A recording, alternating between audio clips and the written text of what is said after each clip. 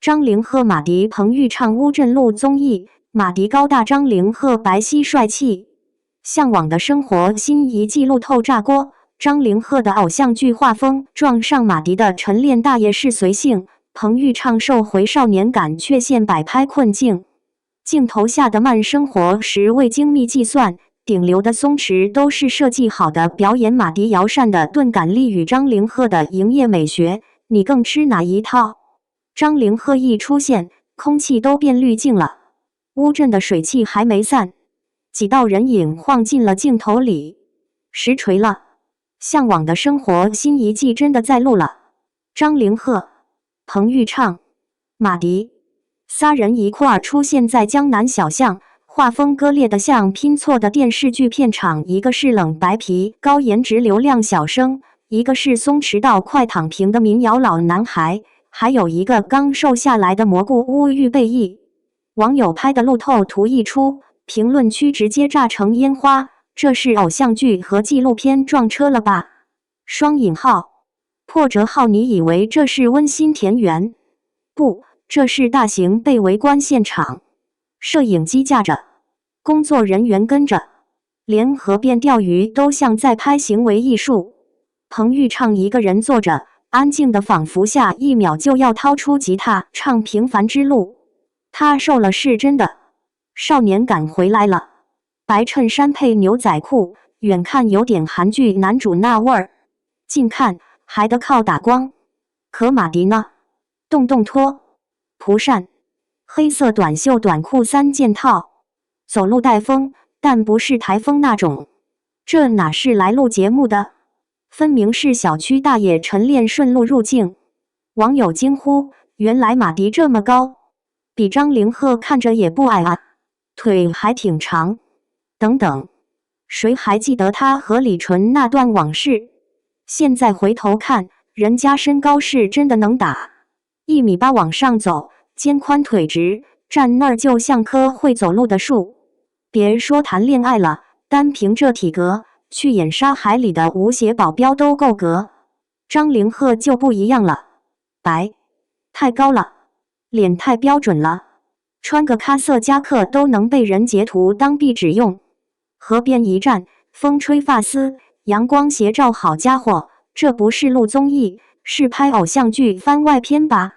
旁边的摄影师估计心里默念，这数据稳了。骑行环节来了，3人骑上自行车，摄像大哥扛着机器追，一个追星女孩当场尖叫，克死我了，这是什么男友视角骑行 vlog？ 双引号，可现实是他们骑得并不轻松，为了画面好看的来回拍3条，为了光线完美的等云飘过去。所谓向往的生活，其实是反复重来的表演生活。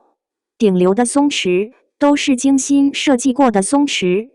马迪摇着蒲扇，一脸爱谁谁的表情，他大概真不在乎，毕竟从南山南火遍大街小巷那天起，他就没打算当偶像。写歌、喝酒、巡演、发呆，这才是他的日常。录节目，可能就是朋友叫来玩2天，包袱早就扔进护城河喂鱼了。而张凌赫不一样，每一步都在营业，哪怕只是坐在那儿剥个橘子，也得注意手怎么抬，头怎么低，嘴角要不要微微上扬。不是他做作，是他知道粉丝要看的从来不只是生活，而是理想中的生活。彭昱畅夹在中间，曾经的吃货担当，如今瘦成一道闪电。有人说他想转型，有人说他怕糊，谁知道呢？但看他默默钓鱼的样子，倒是挺像找回了当初在快把我哥带走里的灵气。有一幕特别逗，几个人在桥边等镜头调度，马迪蹲下系鞋带，张凌赫站着不动，像尊玉雕。彭昱畅左右看看，最后选择坐下，还特意把脚摆了个角度，笑死！这哪是放松，这是人体定点摆放大赛。超长剧预警，虽然节目打着慢生活的旗号，但实际上每一个镜头都经过精密计算，从嘉宾的服装搭配到行走路线，再到说话节奏和情绪起伏，甚至连风吹头发的方向都要反复调整。看似随意的河边垂钓背后，可能是连续3个小时的等待与重拍。所谓的自然流露，往往是剪辑师用几10个小时素材拼出来的幻觉。观众看到的是岁月静好，幕后却是兵荒马乱。所以你看，明星的普通生活其实是最不普通的表演。单剧段落时间到，马迪真不怕糊，张凌赫就不能停。他的维持又白又帅的人设，最近新剧刚播完，口碑不错，商务也在涨。这时候要是他防恶步，是踩错一步，数据立马下滑，粉丝天天盯着热搜榜，品牌方盯着转化率，工作室盯着舆情监控。他本人可能只想睡个懒觉，但没办法 ，C 位站久了，连呼吸都得讲究节奏。反观马迪，微博更新频率比老年人朋友圈还低，演出一场，唱完就走。采访问他感情问题，一句过去了直接封口。这种佛系放在内娱简直像外星生物，可偏偏有人吃这套。他有种钝感力，有粉丝说不精致但真实。双引号，钝感力这个词妙。不像某些明星，连喝口水都要发9宫格精修图，配文今天也努力生活了呢。路过一家茶馆，马迪进去要了杯绿茶，张凌赫抿了口柠檬水，彭昱畅在找无糖可乐。这一幕被站姐抓拍下来，瞬间冲上热搜第7，标题写着3位风格迥异男星同框喝茶，你 pick 谁？双引号。搞快点，谁想 pick 啊？我们只是路过吃瓜，但他们知道，每一次露面都是流量博弈，哪怕只是喝杯茶。单剧段落警告：别信素颜路透这种鬼话，再素也是妆前乳加隔离加定妆喷雾3件套。尤其是张凌赫这种皮肤，看着像天生好底子，实则晚上敷3张贴片面膜。不信？去看他直播回放，灯光一打，毛孔都没有。马迪就不一样了，脸上有点油，头发有点乱，但你就觉得舒服，像夏天吹过一阵凉风。有网友说李纯当年眼光真准，双引号，也有酸的，现在知道夸了，人家早分手了，双引号，感情这事谁说得清？但至少马迪没变成油腻大叔，反而越活越像自己。单剧段落插入，这才是真正的路人缘天花板。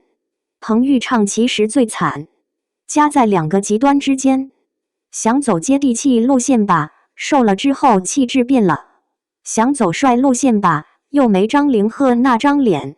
但他聪明，综艺感还在。钓鱼时自言自语，这鱼是不是拉黑我了？双引号，一句话逗笑全场。